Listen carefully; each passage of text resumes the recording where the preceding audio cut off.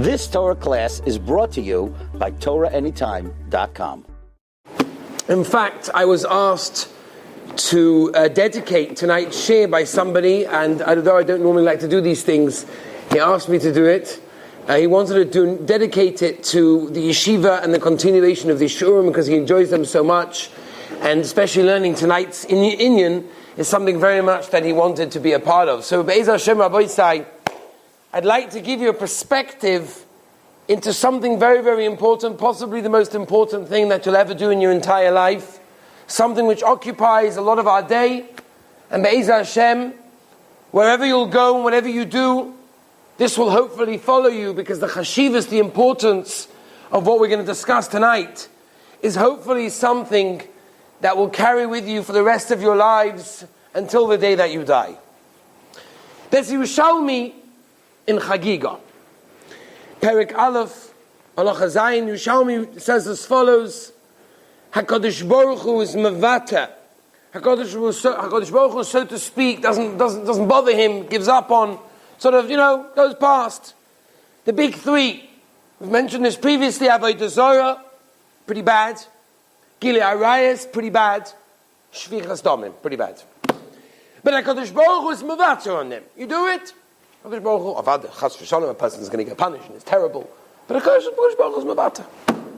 But there's one thing that HaKadosh Baruch Hu is not mevata on. And we have spoken about this in previous times in a different mahalach and a different method, but I want to focus on it tonight because I believe right now this will give us a very different perspective into this whole idea. HaKadosh Baruch Hu tells us the Yerushalmi is not mevata on Torah. On Torah. When a person doesn't learn Torah, that HaKadosh Baruch Hu doesn't cope with. You want Gilui Arayos, Shvichas Damim, Avodah Zarah, it's terrible Aveiros, the Gimel, the big three, you have to kill yourself for them, but HaKadosh Baruch Hu, whatever this means, is mevata. But on Torah not. The question is why? What does that mean? What is Torah to us so important that HaKadosh Baruch Hu is not mevata on a word of Torah, but on Gilui Arayos, Shvichas Damim, Avodah Zarah, HaKadosh Baruch Hu is? What does this mean? So I want to give you an understanding. Rabbi Avi Wiesenfeld said this over, a beautiful, beautiful thought. He said, when you have two countries that are fighting, so each one is using their strategy, each one is using their army tactics, whatever it is that they're doing to try and win over, conquer the other land. And they're trying to fight, and as long as they're armed, as long as their army has guns, and has shields, and has a tactic, and has a mahalach, and has somewhere to go, they'll continue fighting until the end. But the moment one country comes along and takes away the other army's arms, all its, guns and all of its, army various things, then it's all over. The fight's over. You can't fight. There's nothing to fight with. Says Rabbi Avi, the Aveiros are terrible. Gilui Arayos, Shvichas Damim, Avodah Zarah, the worst Aveiros. But we can still fight, because we have Torah. The Yetzer Hara will come to us, but we still have a koyach. We still have it within us to fight. The moment we don't have Torah, there is nothing to fight. It's over. And I want to bring this as an introduction to give you an understanding of what Torah is. Because many people, unfortunately, go through life, they'll go to yeshiva, they'll go to kollel, they'll go to work, whatever they do, wherever they go, doesn't really make a difference. But does Torah really have an important part of their life? And I'm even talking about people that learn. Does Torah really mean something to them? I'm talking about people that go to work and have a good few hour chavrusa in the morning. I can't tell you how many people I've met in America, right? And I know people in England as well, and various people in the country. These people are working people, but they'll learn for hours and hours and hours. But the question is, and again, I'm not talking about those people, because those people obviously it is choshev, because they'll get up at 3:30 in the morning or 5 o'clock in the morning to learn. But how choshev is Torah in our lives? How much does it mean to us? Does it bother anybody if we do learn, we don't learn? A day goes with learning, a day doesn't go with learning. A big deal. Here we're seeing Chazal tell us the big three Aveiros, Gilui Arayos, Shvichas Damim, Avodah Zarah, the biggest three that you can get. And yet Chazal tell us, it's all right. It's an Aveiro, you'll get punished. No. But Torah? No chance. And we have to come to an understanding why. We're all young, Baruch Hashem, we have our lives ahead of us. What are we going to fill our lives with? What are we going to become? What are we going to be? As Chazal tell us, Barasi Yetzer Hara, Barasi Torah Tavlin. There's a Yetzer Hara. I don't have to tell anybody here there's a Yetzer Hara, and it's a very strong Yetzer Hara. and he can get anybody. And the only way that Chazal tell us you have a koyach, you have a power, you have a chance to even try and get it is Torah. There is no other way. Meaning the Rebbeinu Shalom that created the Yetzer Hara created the way to fight it. And that is Torah. Which means we have to come to understanding of what Torah means. Just to give you an inkling into what Chazal tell us about Torah. The Mishnah of us says, Kachi Darka Shel Torah, right? Pas B'melach Toichel, how you sit on the floor with a jug of water and some bread and some salt or whatever. Or b'Torah ta'omol, you omol b'Torah, you learn Torah, ashrecha ba'olam hazeh. Not ba'olam haba, that might be also, but olam hazeh. And this is sometimes we get a little bit confused because, Torah is a great thing, and yes, we're going to get up to Shamayim, and we're going to, see the treasure houses, and we're going to see the mansions that we've built in this world, from all the Torah that we've learned, and all the schwitzing we've done to figure out Pshat and Tosfos. But Chazal are telling us, this is a Chazal, it's a Mishnah, that you'll have good in this world. Forget about the next world. We're talking about excitement, happiness, fulfillment in this world. Somebody came to Rav Shach, and he said to Rav Shach, how can a person overcome its temptations for all sorts of averas and all sorts of problems? Rav Shach said, I don't understand. Fill your world with Torah. Fill it, and again, I'm not discussing here, learn all day. That's not the point. Fill your life with Torah. Torah should be something choshev for you. It should be something exciting. It should be something that gives you simcha. And then you're not going to be running off looking for other things. Because you've got happiness in your life. How many people are running around the world? They're going to India to try and, find themselves. I need to go to India to find who I am and see who I really am. Were you crazy? Look in the Torah, you'll see exactly who you are. You're running around the world looking for this pleasure and this simcha, and maybe if I go jumping with the monkeys in, Zwalihili, so maybe then I'll feel happy, because great, I never did it yet, so I need to do it, because otherwise I'm not happy. The Torah knows otherwise. And Chazal are telling us if a person wants to feel happiness in this world, this is how you do it. Simcha Zissel, the Alter von Kelm, once said there is no earthly pleasure that can even compare to the rejoice and the excitement of Torah. And he says that if a Baal Taiva, if a person who's really into Taiva's Olam Hazeh, worldly pleasures, would for a moment realize all the falseness of it all and all the truth of Torah, he would run away from all those pleasures and only come to Torah. Baron Cutler was once speaking at a dinner. It was a fundraising dinner. And he spoke about the reward of those people that support Torah. Right, these were choshev, rich people in front of him. They were all supporting Torah institutions. And he was telling them how choshev it is in Olam Haba, what rewards you're going to have and everything else. So one of the Balabatim came up to him, and they came to Rabbi Avi Wiesenfeld and said, Rebbe, that means I'm better than you. I said, what do you mean? They said, what do you mean? I give money to Torah, I have a great life in this world, and I give money to Torah, so I'm going to have a great life in the next world. So Rabbi Aaron, you know what Rabbi Aaron said to him? But where's your Olam Hazeh? Where's your enjoyment in this world? To the Gedolim, a piece of Torah, an understanding of Torah, a pshat in Torah, that's the biggest enjoyment that a person can have. And ask anyone, Rabbi Yisrael, I'm not making this up, and this is not stories from Gedolim. Because ask anybody that tasted it.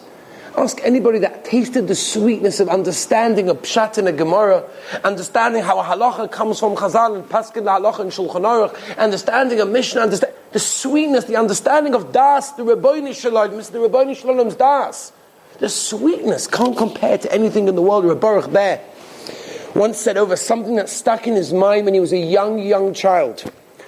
Rabbi Bear was very, very young. And for whatever it was, during davening, he started crying. He was crying during davening.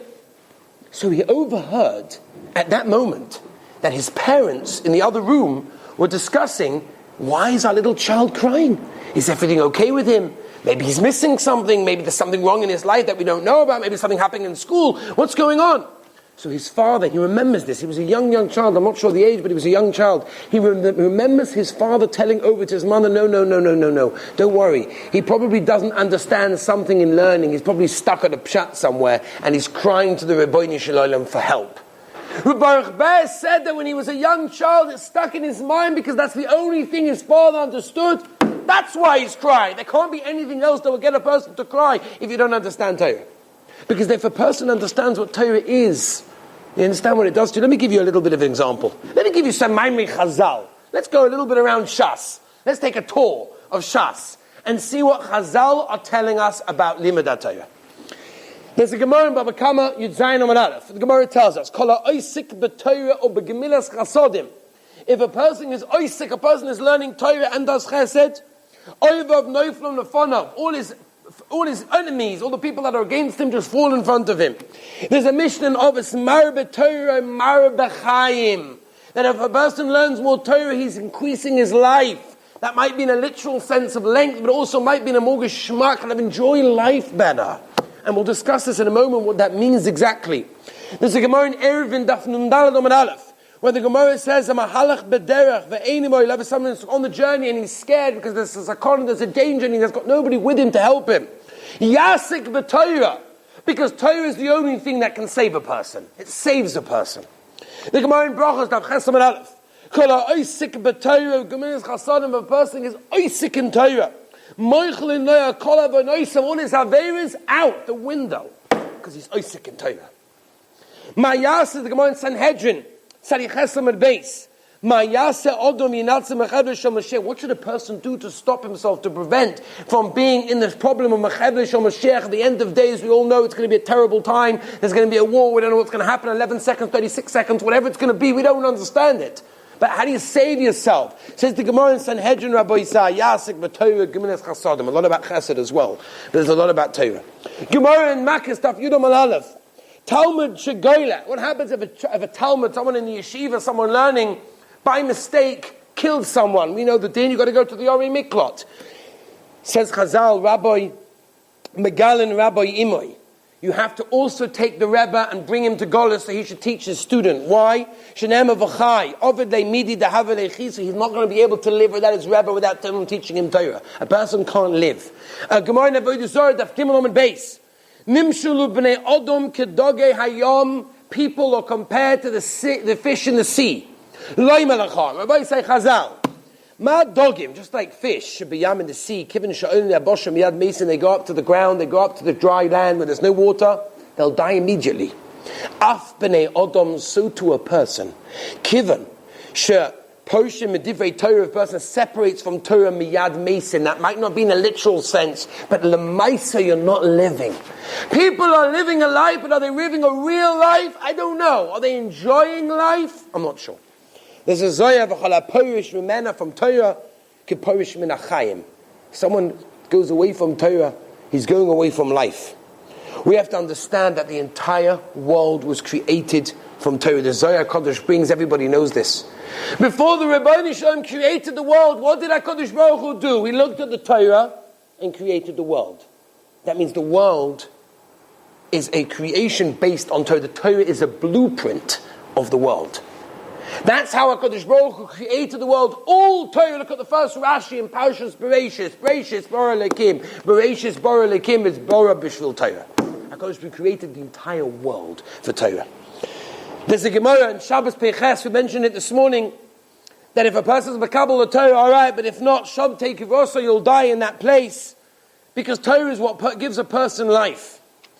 I want to just tell you a story which I mentioned over in America a couple of times. People love the story. There was a manal of a Rosh Yeshiva and a Rosh Yeshiva who Mamash wanted to save the story Shavuos night because he heard the story, he heard it was unbelievable. Before World War II, so there are many people that are involved in saving Jewish children and Jewish people in that time. There are many different organizations. And basically in England, Diana Abramsky was the chief rabbi of England at the time. This was before World War II. Diana Abramsky was the chief rabbi. They came to him and they said, Rabbi, we all know about organizations that help children, especially Jewish children. They give them a shelter, they give them a bed, they give them food, and they give them a Torah education. Chief Rabbi, I'm sorry to tell you, we're going to have to close these organizations. He said, why? There's no money. The funding is gone. It's becoming the wartime. Nobody's got money. No one's giving any money to organizations. We're going to have to close them. He said, don't worry. We've got the non-Jewish organizations. We'll put the kids over there that have a shelter, that have a bed, that have food. Everything will be fine. They won't have a Torah education. And Dan Abram said, it can't be. Give me someone that will give you some money. Give me an idea. Give me a lead. They said, there's nobody. We've tried everything. There's only one idea. There's a Jew. He's not really religious. He doesn't keep anything. He lives in a far town. He's got a lot of money. I don't think I'll give you anything, but you could try. Daniel Abramsky said, for Jewish children, Torah education, we got to go. So that's exactly what he did. He took up straight away a plate. He went to the rich man's house, knocked on his door and said, dear Rabbi, the chief rabbi of England is there. Welcome, come inside. What can I do for you? So he told him, I'm here for Pekuach Nefesh. Life and death situation. Rabbi, tell me what it's all about. So he said, he told the organizations and the kids, they need another place, and there's no more money, and we're going to take them to another one, and they won't have a Torah education, what they're going to do. He said, Rabbi, that's not Pekuach Nefesh. Pekuach Nefesh means someone's going to die. I give money to the Red Cross. I give money to all these organizations that actually, help people not to die. These kids will have food. They'll have a bed. They'll have a house. They'll have a roof over their heads. No. So they won't have a Torah education. Dan Abraham says, it's a pekuach nefesh for a child not to have Torah education. He said, Rabbi, I don't know what you're talking about. Great schmooze, but it's not for me. I don't know what you're talking about. Have a wonderful day. Meeting closed. That Friday night, 11 o'clock at night, the rich man gets a phone call. He doesn't keep anything. He lifts up the phone.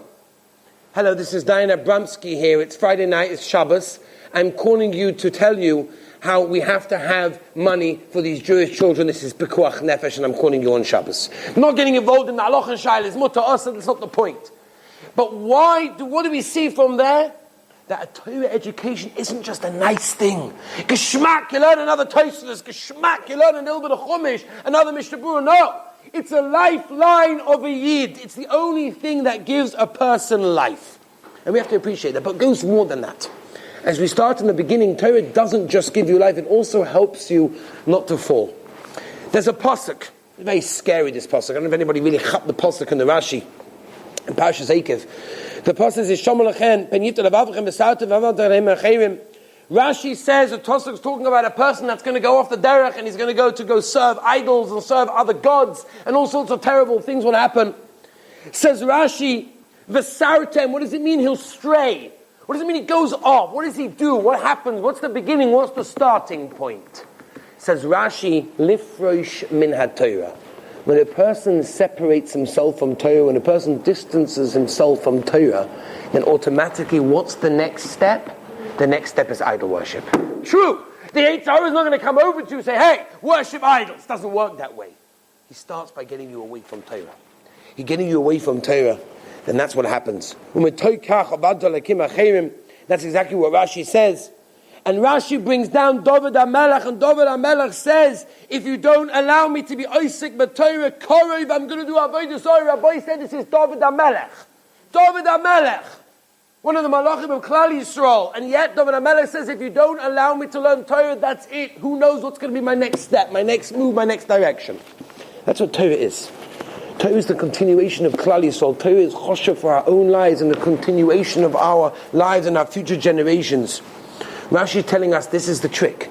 The HaTorah gets a person, makes a difference. He did learn, he didn't learn, Daf Yomi, not Daf Yomi, Mishnah Yomi, did Chomesh, did Shnai Mikra. Big deal! Torah says, oh no, it is a big deal. Because every word of Torah that you utter makes a big difference on your neshama. Many people live life. Many people out there that live life. Because what type of life are they living? They're running after pursuits of happiness. And you know what it all is? It's sheker. It's fake. You know what sheker is? Chazal tell us sheker ain't no raglayim. Has no feet. Look at the words of sheker, the letters. Shin, kuf, reish. Shin doesn't have two legs to stand on. It's like wobbly because it's like a round. A kuf, it's got a long one. It's got nowhere. You can't really stand it up anywhere. A reish, it's only got one. It doesn't stand. Look at the words of sheker, and you will find that it can't stand on itself. Look at the word emes, aleph, two legs. Mem, it's got a stroke like a seat on the bottom. Tov, two legs. Emes stands. When a person goes around the world and lives his life looking for this geschmack and this geschmack, you know what it is? It's sheker. It's not going to give you satisfaction. It's not going to give you geschmack. The only thing that a person can have in his life that will give him satisfaction is Torah. The Zohar says an unbelievable thing. Says the Zohar HaKadosh that every action from Odom Harishon, take Odom Harishon until today, and from today until the end of time. Take how many years that is. Take how many people lived in the world. How many animals, how many plants, how many blades of grass. Says the Zohar HaKadosh, an unbelievable thing. Omer Reb Shimon Bar Yochai, that in the Torah is written every action of every person, every situation, every item that he did, everything that he accomplished, everywhere that he went, everything that happened to him, a human being, an animal, a blade of grass, everything. From Adam HaRishon till the end of time. Says the Zohar, all of that is contained in Parshas Bereshis till Noach. Everything. Every single thing in the world that ever happened is contained in the Torah. The Torah is the blueprint of our life, and how many people appreciate this? What are you going to decide your life is going to be? I spent last Shabbos in Queens, some very chashuva people, and they're staying with me was a blind man, chashuva yid, a blind man. He became blind at, I can't remember exactly the age, 25, 27, whatever it was. He was able to see for a number of years, the beginning of his lifetime. He must be like 35, 40, whatever it is, and unfortunately he can't see. He told me, tell the Bachrim the following message. He told me to tell the Bachrim. I have reshus to tell you. He said, tell them, there's one thing that I miss. You know what I miss? Opening up a Gemara and learning. I can't do it. Yes, I can listen to a shir. It's great, and I can listen to shiurim, and there's braille, and there's computers. Beautiful. But I can't have the simcha of opening up an Elul Metzias and figuring out Pshat in a Gemara. He said, tell the Bachrim I miss it. Tell the Bachrim that if HaKadosh Baruch Hu did this to me only to make me understand the sweetness of learning Torah, then I got the message. That's what he told me. He told me to tell the message to you. So we have no understanding and appreciation of what Torah is for us and what Torah can do for us. Rav Michal Zilber, when he left Russia, so he was stuck in Russia. It was years. He wasn't able to learn properly. He wasn't able to teach Torah. He did it under the carpet in the secret cellars and whatever. But when he finally came to Eretz Yisrael, how excited he was. The land of freedom where everyone's allowed to learn. No one's being problem, for opening up a sefer. Great. He came into the airport in Eretz Yisrael, Ma'aseh Shahaya. He walked up to the guy who sorts out the suitcases. Takes it from the aeroplane and puts it on the conveyor belt, whatever it was in those days. He said, tell me, I have a few kashrus on the mission in Zroim. Maybe you can help me. The guy looked at him like, what? What's Zroim? So he looked at him like, maybe this guy's a bit crazy. He went over to another guy, a security guard. He told me, I have a few questions on the Gemara in Pesach and the Kotzim Sugya, that Sugya over there in Daf. He says, what are you talking about? And he left and he said, I don't understand. You're living in a country where you're allowed to practice religion and learn Torah, and nobody knows all of the Torah. What's the matter with you people? It means you don't appreciate it. You don't appreciate what you have. I once heard that all the worldly pleasures that people are running after are like junk food. Junk food. We all like a bit of junk food every so often. It's geschmack, a bit of candies, a bit of crisp, whatever it is. A bit of junk food, right? You can't live off junk food. You can't. You just can't live off it. Every so often, maybe it's a bit geschmack. You can't live off it. Your body won't live that way. Your neshama that's inside your body cannot live off junk food. Can't live off this pleasure and this taiva and looking for this. It can live off only one thing, and that's Torah. And it's thirsty. And you have to feed it. Because that's the only thing that will give it satisfaction. As the Medrash brings down, it's like a pauper that marries a daughter of a king. There's nothing that he can ever buy his wife because she has everything. Nothing that she needs. And neshama craves Torah. And we don't understand it, and we don't realize it, we don't appreciate it. It's the food for our neshama. And many people feel, big deal, I do learn, I don't learn. That doesn't really make a difference. And I just want to tell you one last thing. The Spinker Rebbe once said a moshel to this. He said, imagine if you go into a wine cellar and you've never seen anything like this in your life. You walk into this wine cellar, you've got these barrels of the most gorgeous wines. Oh, this type of grape, this type of whatever it is. It's wow. And you're a wine lover and you love this stuff. But you look around to try, and you're allowed to try whatever you want, but you can't find the glass. So what are you going to do? And you look here and you look there, and there's a bunch of barrels, and there's no glasses anywhere. I can't use anything, I can't drink anything. I finally find one glass which is moldy and disgusting. It's mamish. I can't drink from such a thing. So I keep looking for a glass and I can't find it. And I don't even have water with which to rinse the glass that's dirty. So the Spinker Rebbe, so what do?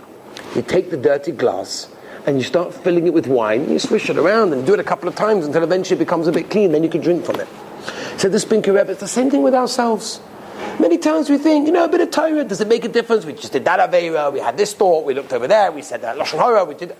Big deal, we're not able to be Machzik Torah, who are we? The answer says, okay, maybe. But you're no worse than that cup that's dirty. Rinse it with a bit of Torah, you'll become clean. Understand that Torah is a thing that gives a person chashivas in life, that gives a person satisfaction. As the Vilna Gaon said, every single word of Torah that a person utters is Tariag Mitzvahs. I remember so many times Rosh Yeshiva of Scheinberg, Zatzal, saying over the famous Orach Chaim HaKodesh. The Orach Chaim HaKodesh says if we understood the chashivas of Torah, we would go meshuga. Lashon of the Orach Chaim HaKodesh. We'd go crazy. We'd run around the whole day saying, Omer Abai, Torah Rabbanon, because we don't understand the chashivas. As Chazal tell us, Talmud Torah Keneged Kulam, Talmud Torah is worth everything. When a person sits and opens up a Gemara and opens up a Mishnah or a Chumash or whatever it is, the Malachim in Shamayim are singing Shira because you're learning HaKadosh Baruch Hu's Torah. Next time you open up a Gemara, think about it. Think about what it does to your neshama. But more than that, think about what it does to your life. Because in future, Be'ez Hashem, you guys are going to grow up and you're going to go places, wherever you go, wherever you do. Where's Torah going to be a place in your life? Is it going to be one of those things that you just have to be doing? Yaitza for an hour, I went to my Daf Yomi Sheh, I'm Yaitza, I'm good, I'm okay, I'm a good Jew because I learned for 20 minutes? Or is Torah chashivas in your life? Then it means something to you. And even if you do go to work and do whatever you do, but Torah is going to remain choshev in your life because you understand that the only thing that's going to give you satisfaction in life, the only thing that's going to give you a simcha, a geschmack, is Torah. Everything else is fake, sheker. Let's remember this Be'ez Hashem. Carry this message for the rest of your life. And Be'ez Hashem, the Rabbi Shalom will give us all siyata d'shmaya to taste the sweetness of Torah. Have a wonderful night. You've just experienced another Torah class brought to you by TorahAnytime.com.